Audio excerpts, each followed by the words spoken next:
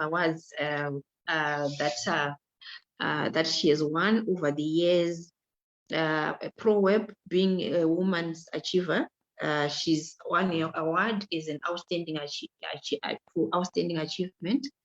And certain CC also, she also has an award as the winner in the SME category for the year 2019. That's within the construction category. And also another award from certain CC as well, in terms of Women in Enterprise Conference awards. She was a winner in the SME categories for the years 2016 up to 2018. Wow, which is really quite an achievement. And then in terms of boards, she's sitting on Airports Companies of Zimbabwe as a board member, as well as Zimbabwe Open University as a board member. I can see that, yeah, we can actually go on and on and on, but today we actually having someone who is really is more to share to us in terms of you know, the roadmap, you know, how to get there within real estate, and as well as also highlighting to us from the women aspect, how to really make it as a woman. So I just want to hand over the session to her so that we can quickly get the meat into this discussion, and we can really get to learn more from her. So over to you, Mrs. Diwa.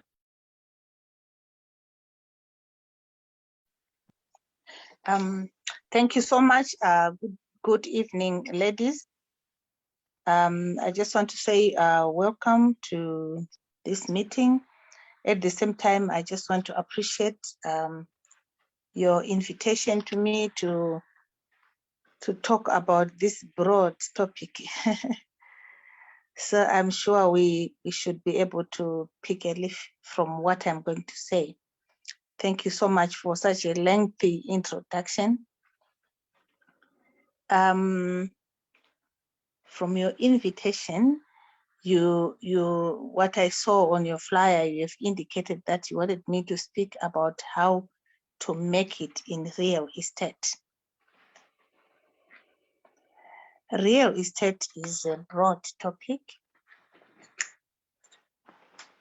When we say real estate, what I just want maybe to define when we say what is real estate. Real estate is like we are referring to land and buildings and everything that is in it. So when we say women, how to make it in real estate as a woman, I suppose we are talking about changing the status quo, where in the past women are just there to till the land. The land belongs to the men, while the woman is the worker. The produce again belongs to the men. But as professional women, when we talk of making it in real estate, the key thing is to have rights, to have property rights, to say you actually own the land. You have the right to acquire, you have the right to manage, you have the right to administer, you have the right to dispose, both tangible and intangible rights in property. The unfortunate bit is for women, most of the times they don't have these rights. In other words, women, they just own land. Maybe we put that ownership in inverted marks. You really do not own the land if you don't have rights, property rights to the land. If, for example, you buy your piece of land today and you don't have title deeds, you're actually holding on to what I can refer to as dead capital. Why dead capital? It's dead because you cannot use that piece of land to improve on what you want to do. Say, for example, you want to borrow from the bank. Even if you want to borrow from the Women's Bank of Zimbabwe, they'll ask for collateral. If you don't have a title deed, you can't use that piece of land.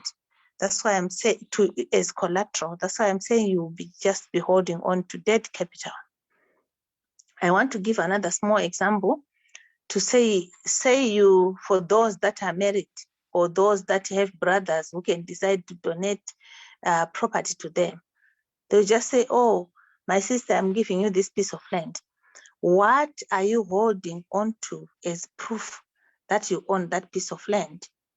Some men will just say, oh, I've given you that house in Greendale. You are not even bothered to check in whose name are those title deeds. Most of the women will get the shock of their lives to say, that is my house that I was given. But the next thing, the title deed is in another person's name. So what I'm simply emphasizing is for you to say, I've got a right to this property. You need to push for title deeds, to push for paperwork that is really showing your name in full, not to just say Aradiwa. There are so many Aradiwas in my family. We have Vanarudo, Vanaruthi, Vanarutendo. There is Rumbizai. Let it state clearly that this is Rumbizai Diwa, who owns that piece of land. So I thought I should just give that brief background to say, once you want to have some access to land, once you have that piece of land, make sure you have rights. But how do you access this piece of land? Land, we don't get it for free. We have to buy that piece of land. But as professional women, I think we have got a chance. I can maybe give my example to say, I have a Bachelor of Arts degree as an academic background. I didn't just wake up and start studying real estate. I would say it was just an opportunity that God gave me to just say the Ministry of Local Government and National Housing at that time, they wanted valuation assistance, but with a background in geography from the university level. And from the university, I happened to have a geography degree from the University of Zimbabwe. That's how I then joined the Ministry of Local Government as a valuation assistant. I would then be quick to say it's very important, if you want to get into real estate, to have some academic background pertaining to real estate. Real estate is broad. We are looking at, say, in my field, I'm actually in the sector valuations because I'm a chartered property valuer. But we also have people who are in real estate, like quantity surveyors. We also have architects. We also have town planners. We also have, maybe the list goes on. So I would say it's critical to have a good academic background in real estate. Someone here may say, me, I already have a law degree. I already have a marketing degree. I see this is a platform for marketers. There is no harm. We have got a Real Estate Institute of Zimbabwe. It actually enrolls people from different disciplines to do their course in real estate.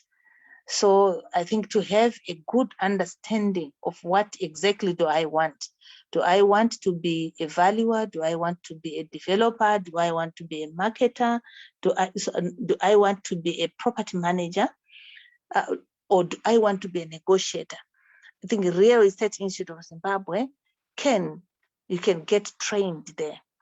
Not forgetting the University of Zimbabwe, they've got actually a part-time program for those people that are at work already. It is a longer route because it's a 4-year program, but the shorter route is to go via the Estate Agents Council, where you just enroll over a period of 2 years. Things should be done by within 2 years to write their exams. But to delve into that. You really, because property is money. You can't just walk in there and start handling people's money without a good understanding. So I'll emphasize that you may need to have a strong, a meaningful academic background to real estate. I hope I'm making sense to someone. Then the third thing that I want to highlight, besides having a strong academic background, is to say you have to be somebody who is prepared to work. You have to really work hard in light of the fact that this is a male-dominated field. Women, from a time immemorial, they are looked down upon. It's like you are considered a failure before you start doing anything, especially when you dare venture into the men's domain. But you have to prove a point that you can. When you do your work, maybe you need to make sure you do it in a professional manner, you do it in an excellent manner to prove a point that you can. For example, if you do some valuations, make sure that you don't have any influence and things like that. You make sure you just complete your assignment in a professional manner. That alone will help. I've seen it. It really helped my consultancy to be where it is now, to say slow but sure. Never take any bribes. I think this country has got this issue of maybe a quick buck and stuff like that. You must have an approach that a mother will take on anything. You have to be very patient. You get there. Don't want to be too quick to get rich. Work hard, it pays at the end of the day. They will know you. They will know you for how you do your business in real estate, never steal, things like that. I think it is one of the key things that we need to do: hard work, a strong academic background. Don't be afraid to go to offices. You know exactly where your work is. Go there. Don't leave any bribe to anyone. Just introduce your work in a professional manner. If they will be convinced to give you work one day. Right.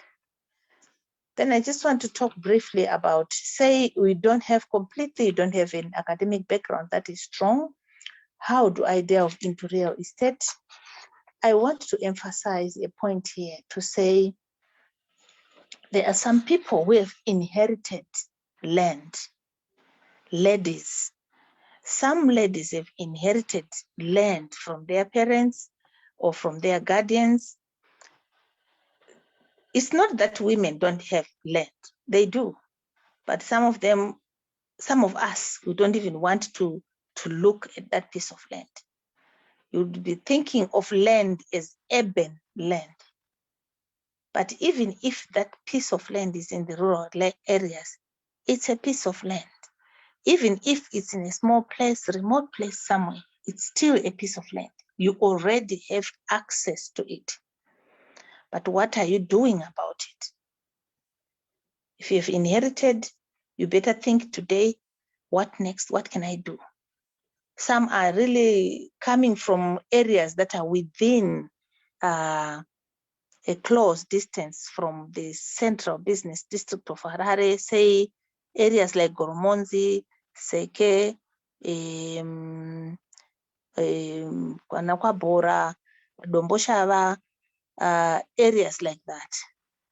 You can actually start your project. You already have the land while you are living in Harare. So I think we really need to take time to think, if you have that kind of piece of land, how best can I use it? The other one is land reform program. We are talking about how women can access land. There has been a lot of talking about land reform program, I think when it started, those that go to church, they would say, no, we can't be part of it. Some would say, no, it's not human. Others will say this and that. I think it's important to just submit your application to the Ministry of Lands, because land is for Zimbabweans. And if you are called for to apply for a piece of land, you better do, so that 10, 15 years, 20 years from now, you don't regret, or you don't regret in front of your children. At that time, I wish I had, because land reform is a process. Who knows, in 20 years' time, they would say those that have no title deeds, those that have 99-year leases can apply for title deeds. So there's no harm. You have not killed anyone. You just apply, you fill your form, and then you do. Go ahead, and if you get allocated a piece of land, you can have your project so that you have another stream of income. When I was being introduced, the lady indicated that I have a number of businesses. I think I want to talk about that at the end. I just want to highlight challenges that we faced in real estate. The first one I've indicated already, to say men, they've got a tendency of looking down upon women, but that is no big deal. You just have to be strong. You have to have a strong character. You have to be determined to succeed. So sometimes results will show that you can. So you have to keep working. For some men are not supportive. I would be quick to say I am married to engineer Steve Diwa, and we have 4 children. Engineer Steve Diwa has been supportive in what I do. Just to mention, to say all my entities, he named them. I didn't just wake up with a CR14 form to say I've registered Ebenezer Properties. I think the key is to discuss until you agree. I don't deny there are some that are a bit difficult, but I think don't give up, so that at least you have support from home. It's important to have support from home as a businesswoman. You don't want to have support from outside there when there is some cold war in your own home, because you are not agreeing in what you're doing. Because in real estate will cause you to travel. And when you travel, you also have to ask permission from the same person. So you still have to make sure that you have you're on talking terms all the time, and make sure that you do your best to get the support that you need. And for the children, I think it's important to be a balanced woman, because it's involving, because you're wearing too many hats. You need to be so balanced. In that case, it's not achievable in 8 to 4:30.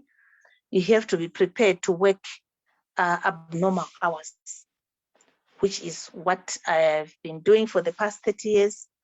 But I think I'm deciding to slow down a bit, but I don't regret the 30 years. It has been a lot of hard work, but I think I've managed to achieve quite a number of things that can be pointed at, not at a local level, but also at a national level, which is to me a great achievement. And I would implore you ladies not to give up. There's also an element of marketing. You are privileged because you are marketers. I'm not a marketer. I'm just a marketer by default. I would definitely need a lot of marketing to get myself known. I know it's like I am known to some extent, but there's great potential, because we need to really make noise to get ourselves known, who we are, what are we doing, what services are we offering as an organization. All right. There's also the issue of inheritance.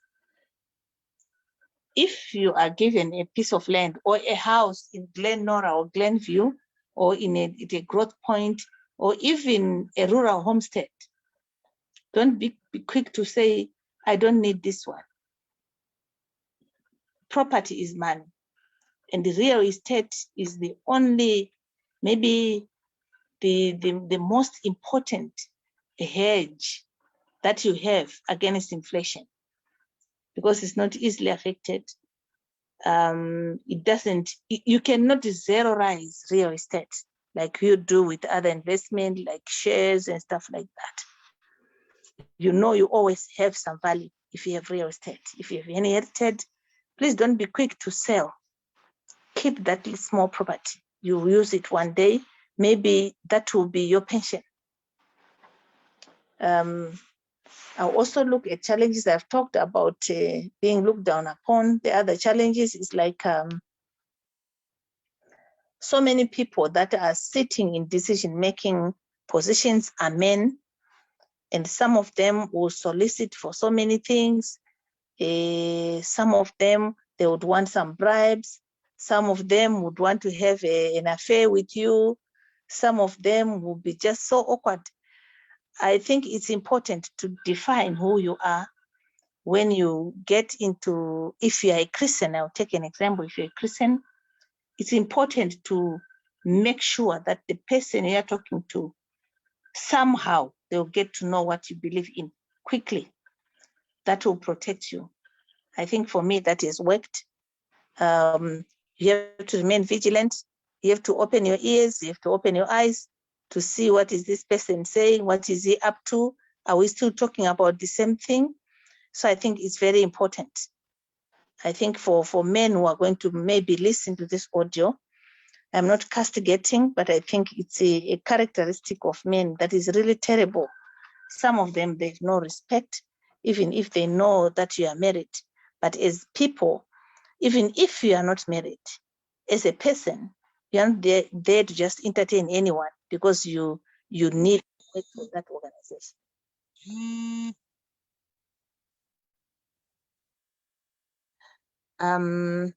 I hope we're still together.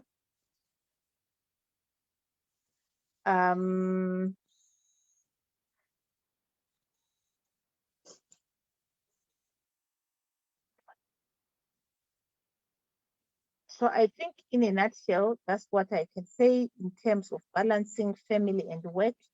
There is one thing that you asked me to talk about. You said I should talk briefly about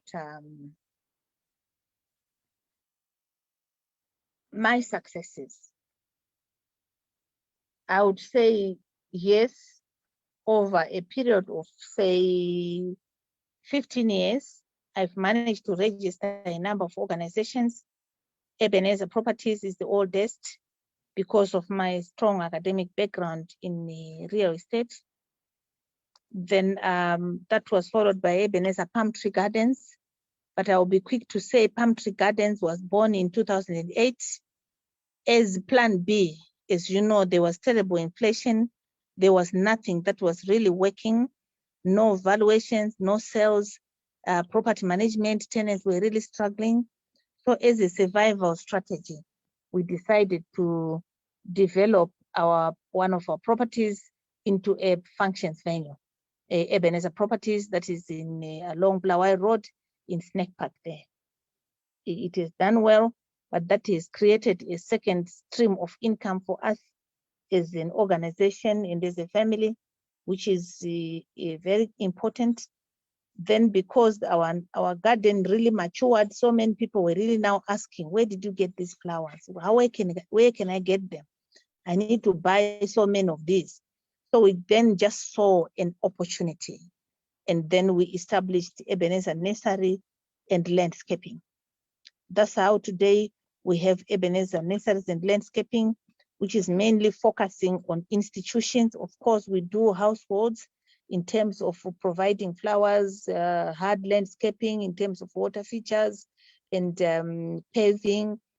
But we have focused really on universities, and we've done quite substantial work for Great Zimbabwe University. That again had to take a lot of aggressiveness, because as you can see, we are crossing disciplines here, but they are complementary.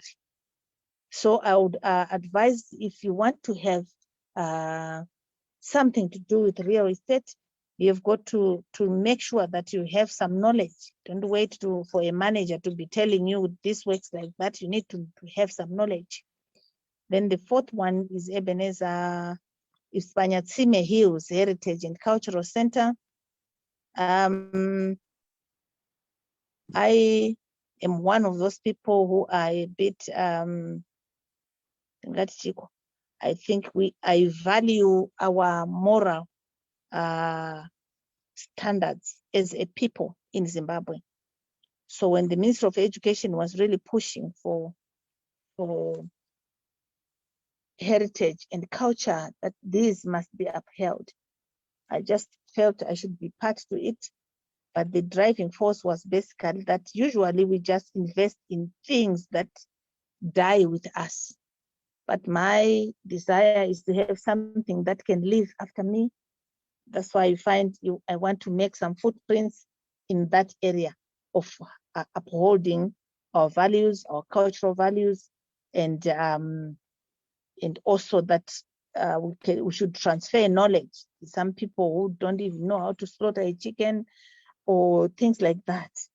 So I think that's is a topic and a half on its own.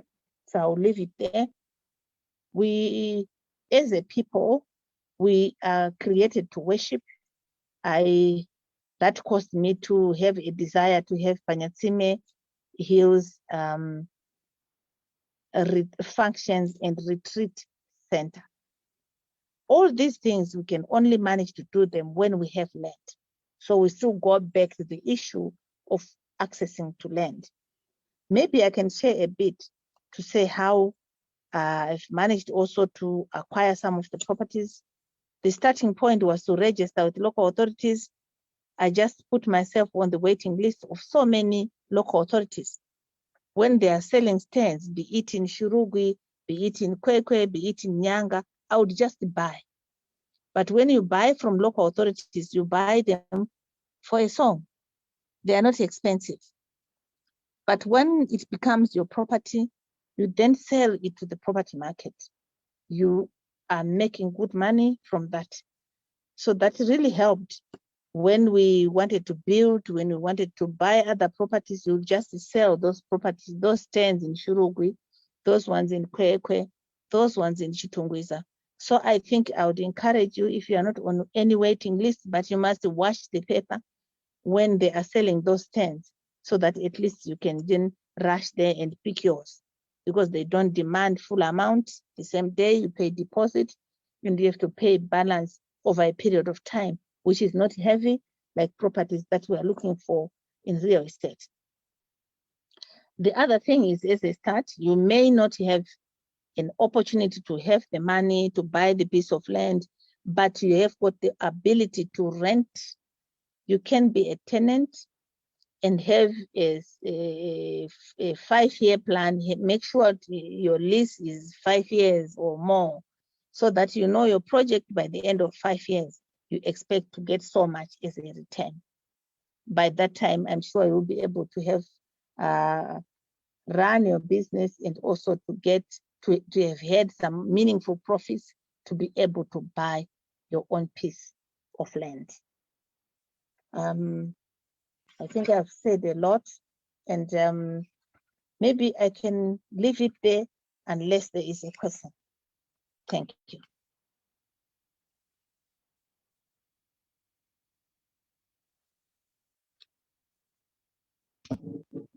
Thank you very much, Mrs. Stewart. I think the other thing that is women will be interested to know is to say, behind your successes, what are the maybe 3-4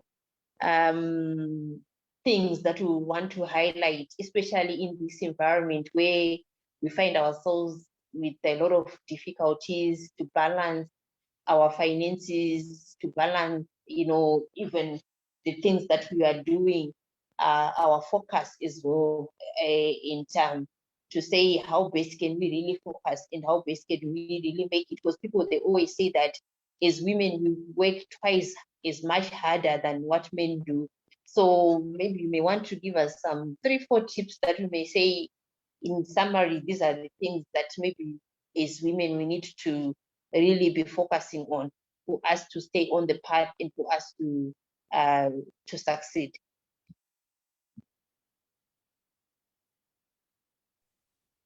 Okay, I've heard you.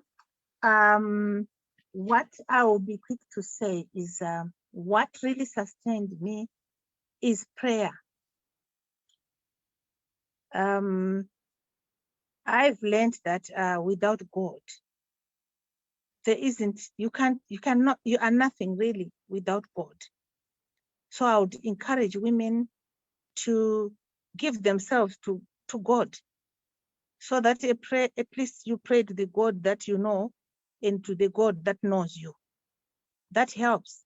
It gives a lot of, when you read the word of God, when you pray, you are energized, you are encouraged. And I think I would safely say that really has kept me going. I'll give an example. When we had lockdown, companies were being closed and stuff like that. You know, I remember just praying to say, God, my company will never be closed. I need to get the money to pay my workers, because after this pandemic, I don't want to start all over again. Then I was just thinking, but I got this idea to start market gardening, because I would just market garden at my place where I stay.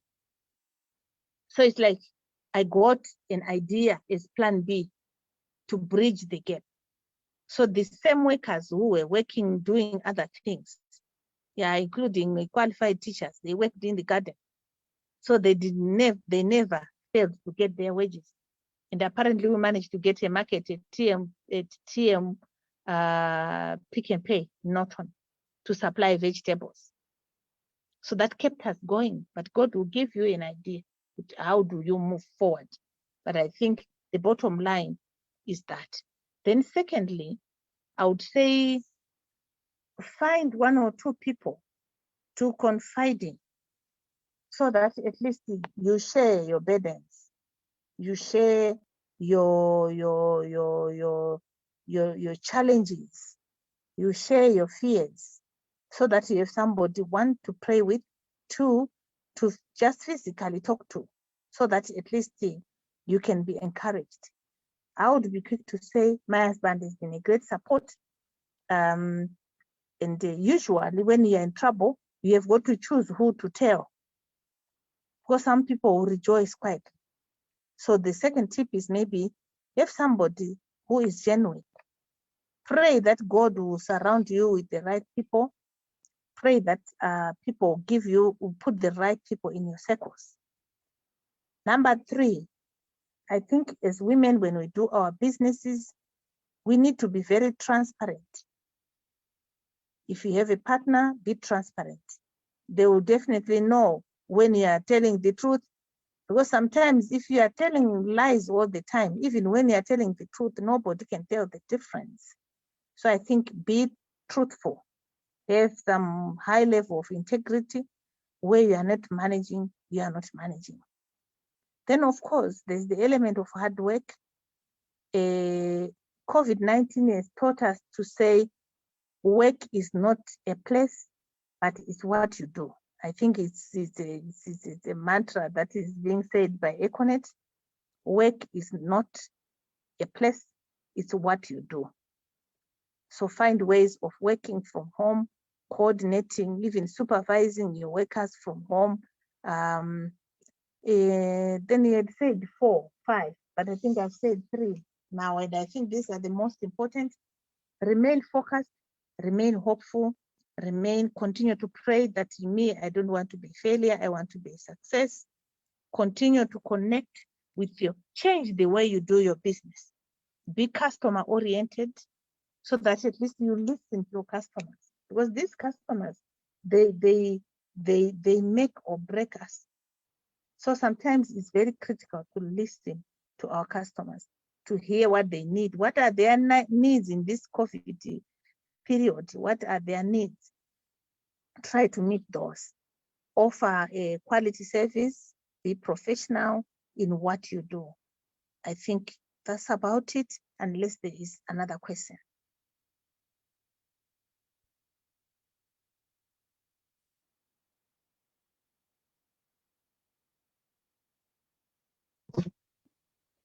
Thank you. Are there any questions, ladies? We have come to the time where we can take a few questions and with maybe areas of clarity. We can post this on the chat if there are any questions.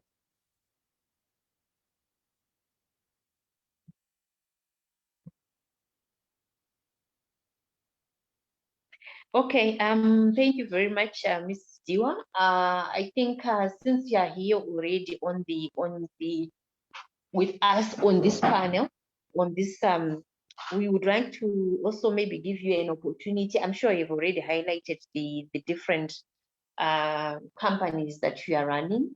In us as marketers, I think definitely we are very keen in staying close to you and to your business so that we continue to get the inspiration and also to continue to break new ground. I think there are a few women that are really running businesses within the property industry and even rather within the total construction sector as a whole. So we are quite inspired to come in and break new grounds and also to notice that all your businesses have now grown and since you started them, I think it has been years now, and at least now there's actually a record of some successes that have actually been achieved. So certainly we are very thankful to have you on this session and we want to ensure that the relationship that we have started will not just end here, but will continuously, engage and will continuously exchange ideas and also for us to network with you. Thank you so much. Thank you. I appreciate. Okay, I think our session is ended there. I was just checking on the chat. We don't seem to be having any questions or any clarifications. Otherwise, we thank you so much for your time and we appreciate us having you here. Okay. All right. God bless you. Thank you. Thank you everyone for connecting and for participating. Thank you.